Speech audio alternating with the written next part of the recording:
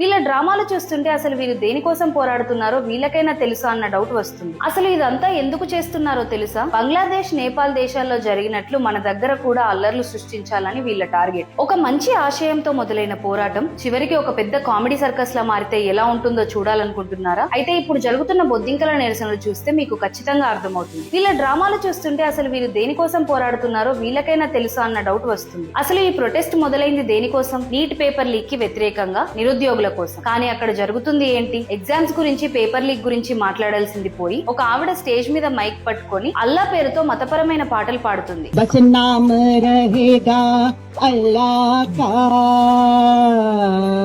ఇంకో పక్క కాశ్మీర్ మన దేశంలో భాగం కాదు అని గతంలో దేశ వ్యతిరేక మాటలు మాట్లాడిన